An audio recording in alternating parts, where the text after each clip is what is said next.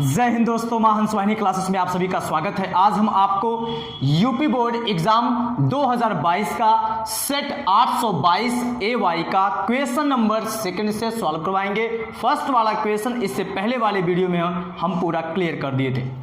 ये देखिए क्वेश्चन जो दिया गया है सेकंड का जो का नंबर है इसमें दिया गया है कि चित्र में PS बटा SQ बराबर PT बाई TR और कोण PST बराबर है कोण PRQ। ठीक ना, ऐसा देखिए चित्र दे दिया है। सिद्ध कीजिए कि त्रिभुज PQR जो बड़ा त्रिभुज है, बड़ा वाला एक समद्विबाहु त्रिभुज है, ये आपको प्रूव करना है। समद्विबाहु त्रिभुज का मतलब होता है ऐसा त्रिभुज जिसकी दो भुजा, द्वि का मतलब होता है दो, जिसकी दो भुजा बराबर होंगी वो समद्विबाहु होगा। तो इसमें आपको प्रूव करना है कोई दो भुजा बराबर अगर हो गया तो समद्विबाहु हो गया। चलिए हम इस क्वेश्चन को सॉल्व करते हैं। सबसे पहले सिद्ध करने वाले क्वेश्चन में उस हिस्से को लिखते हैं जो चीज दिया रहता है। देखिए हम यहां पे सॉल्व करते हैं। यहां पे आपको एग्जाम में ऐसे ही लिखना है कि दिया गया है, दिया गया है। अब बताइए इसमें क्या दिया गया है। PS बटा SQ बराबर PT बटा क्या दिया है TR। देखिएगा PS बटा SQ बराबर है PT बटा TR। ये तो तभी होता है, ये अनुपात बराबर अगर है ये तो तभी होता है जब समरूप की कंडीशन रहती है। अगर ये अनुपात इसके बराबर है तो ये दोनों भुजाएं हमारी क्या होंगी, समांतर होंगी। ठीक है, अच्छा और क्या दिया है उसको भी आप लिख दीजिए। दिया गया है कोण PST बराबर है कोण PRQ। ठीक है, PST ये वाला एंगल आपका बराबर है TRQ के। ठीक है, इतनी बात क्लियर है ना। अब उसके बाद जब ये अनुपात आपका बराबर है तो ST वाली भुजा QR के समांतर होगी। अब आप लिखेंगे अतः त्रिभुज PST या तब ऐसे लिखिए तब ST समांतर होगा QR के। जब ST समांतर है QR के इसका मतलब है ये हमारी जो त्रिभुज छोटा वाला जो त्रिभुज है, छोटा वाला त्रिभुज PST समरूप होगा, ये समरूप की कंडीशन है, समरूप होगा त्रिभुज बड़े वाले के ना PQR के। ये बराबर हो गया तो हमारा समरूप होगा। तभी ऐसा दिया है कि ये बटा ये इसके अनुपात के बराबर दिया है, तो इसका मतलब जो छोटा त्रिभुज है ये बड़े वाले त्रिभुज के समरूप हो गया। ठीक, जब ये समरूप है तो ये आपका समांतर है। अब उसके बाद हम यहाँ पे देखिए जब ये दोनों हमारी भुजाएं समांतर हैं तो ये किसी समांतर रेखा को अगर कोई तिर्यक रेखा कट करती है तो ये वाला कोण बराबर होता है। कैसे? संगत कोण से। अब आप यहाँ पे लिखेंगे कोण PST ये बराबर होगा कोण PQR के, कोण PQR के। ये कैसे बराबर हो गया? संगत कोण। ठीक है, संगत कोण। और ये क्यों हम बराबर कर दिए? क्योंकि ST जो है समांतर है QR के, इसीलिए। ठीक है, जब ये बराबर आपका हो गया इसे आप मान लीजिए समीकरण नंबर 1 और इसे मान लीजिए समीकरण नंबर 2। इन दोनों समीकरणों को अगर आप ध्यान से देखेंगे तो समीकरण 1 में भी PST है, समीकरण 2 में भी PST है, तो दोनों समीकरणों की तुलना कर दीजिए। ठीक है, तो लिखेंगे या तो ऐसे भी कर सकते हैं कि समीकरण 1 का मान समीकरण 2 में रखने पर समीकरण 1 का मान समीकरण 2 में क्या करने पर? रखने पर। जब आप समीकरण 1 से PST का मान जो दिया है PRQ समीकरण 2 में PST के जगह पे रख देंगे तो यहाँ पे जब आप PST का मान PRQ रखेंगे तो कोण PRQ बराबर हो जाएगा कोण PQR के। देखिएगा कोण PRQ बराबर कोण PQR के। अब चलते हैं फिगर में। देखिए कोण पी आर क्यू बराबर है पी क्यू आर।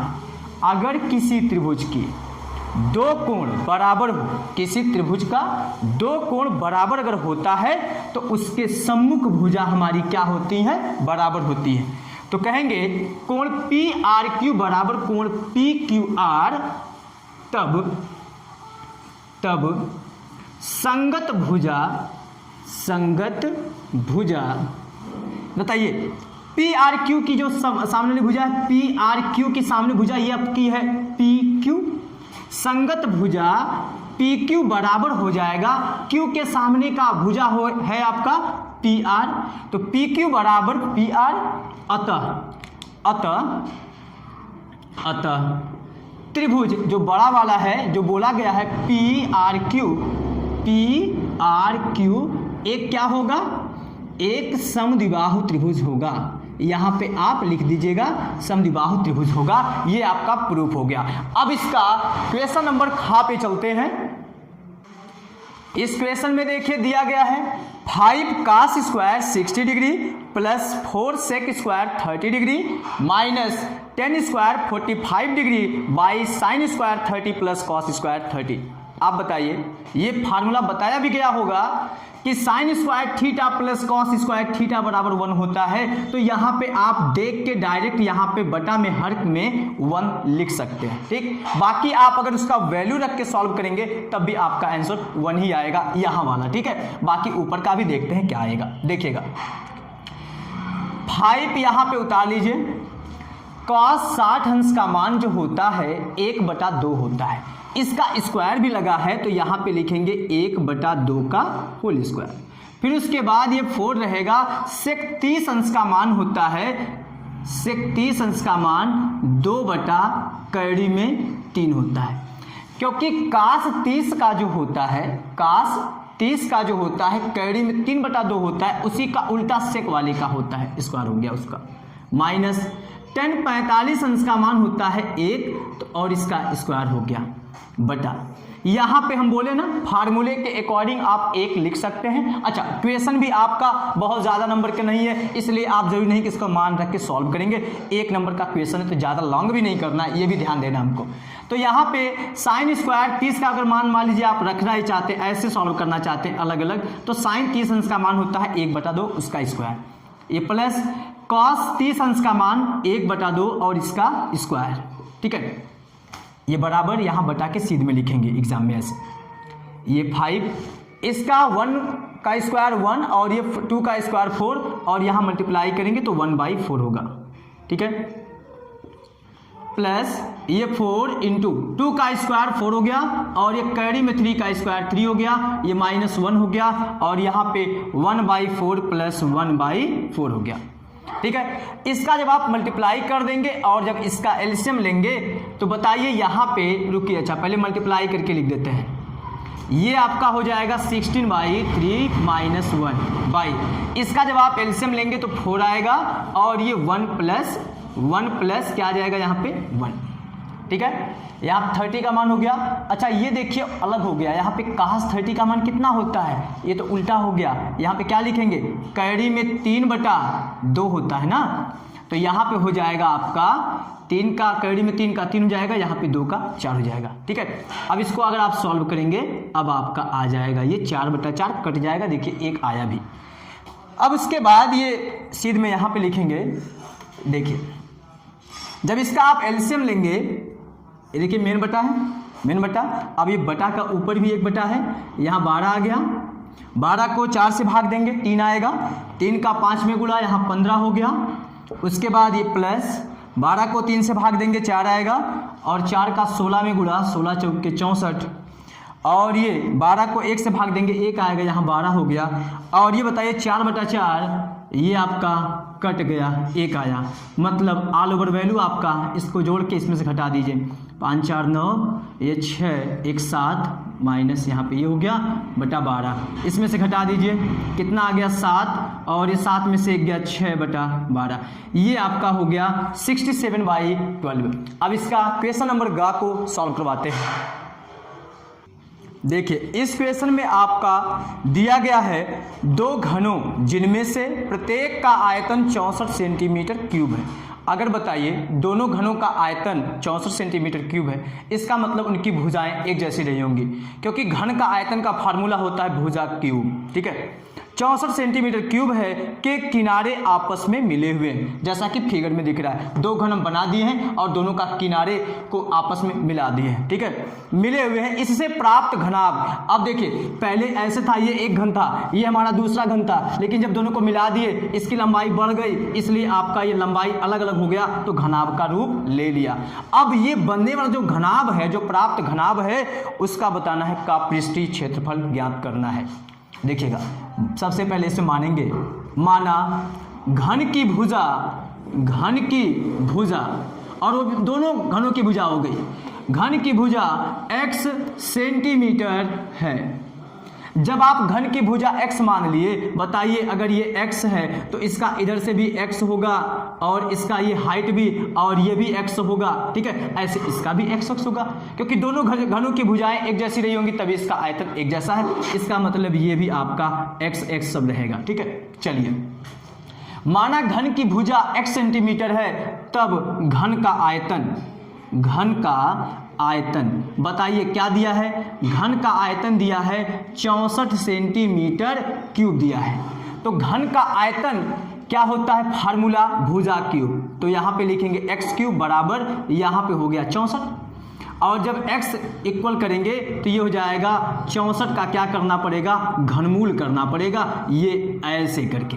और जब इसका घनमूल करेंगे तो x का वैल्यू आ जाएगा 4 सेंटीमीटर, क्योंकि 4 का घन हमारा 64 होता है। ये 4 और ये भी 4 क्योंकि सब x है।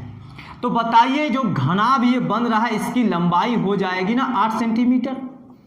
इसकी लंबाई 8 सेंटीमीटर हो जाएगी, चौड़ाई 4 सेंटीमीटर, क्योंकि वो तो x ही रहेगा, और ऊंचाई भी 4 ही रहेगा, क्योंकि वो x ही है। अब लिखेंगे अतः प्राप्त घनाभ का क्या निकालना है, पृष्ठीय क्षेत्रफल। बताइए घनाभ का पृष्ठीय क्षेत्रफल का फार्मूला होता है 2LB plus BH plus HL। यहाँ पे घनाभ की जो लंबाई है 8 सेंटीमीटर है, और ये दो ऐसे रहेगा, यहाँ पे 8 गुणे चौड़ाई इसका बताइए कितना है, x है, x का मतलब 4 दिया यहाँ पे, तो 8 गुणे 4 प्लस चौड़ाई बताइए 4 है, ऊंचाई कितना है घनाभ का, ऊंचाई तो वही है x वाला वैल्यू, इसलिए 4 प्लस ऊंचाई 4, और ये लंबाई कितना दिया है 8 हो गया। बस इसी को सॉल्व कर देंगे, आपका आंसर आ जाएगा। देखिएगा 2, ये हो गया 8 चौक 32, और ये 4 का 4 में गुणा 16 हो गया, और ये प्लस 8 चौक 32 हो गया।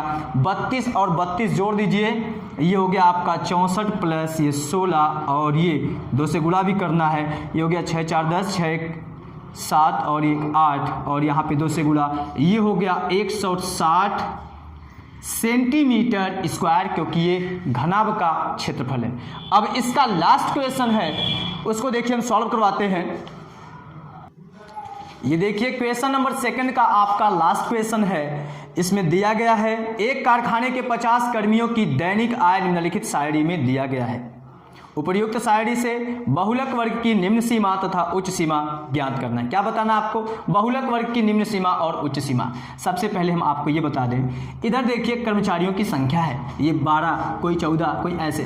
टोटल आप काउंट करेंगे, अगर टोटल आप ऐड करेंगे तो 50 कर्मियों कहाँ है, 50 कर्मचारी हैं, तो इसका मतलब टोटल ऐड करेंगे 50 आएगा। तो जो 12 कर्मचारी हैं, 12 कर्मचारी को जो वेतन है, देखिए उनका दैनिक आय जो प्रतिदिन का जो उनका कमा रहे हैं, जो वो 100 से 120 के आसपास है। ठीक है, फिर 120 से 140 का कुछ दिया, फिर ऐसे सबका दे दिया। ठीक है, तो इसमें आपको बताना है बहुलक वर्ग की निम्न सीमा और उच्च सीमा। बहुलक का मतलब होता है जिसका ज़्यादा लक हो। लक का मतलब ये है कि ऐसे कितने कर्मचारी हैं जो बहुत ज़्यादा हों और उनकी आय कुछ दिया गया, जैसे यहाँ 12 ही है, यहाँ 14, यहाँ 8, यहाँ 6, यहाँ 10। सबसे ज़्यादा कर्मचारी 14 वाले हैं जिनका वेतन 120 और 140 के आसपास है। ठीक है, 120 से ज़्यादा और 140 से कम इसके बीच में है। तो यहाँ पे लिखेंगे बहुलक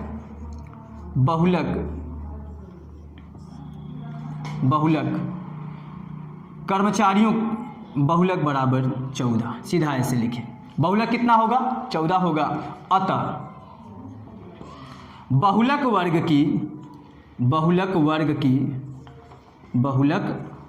की निम्न सीमा का मतलब होता है निम्न सीमा।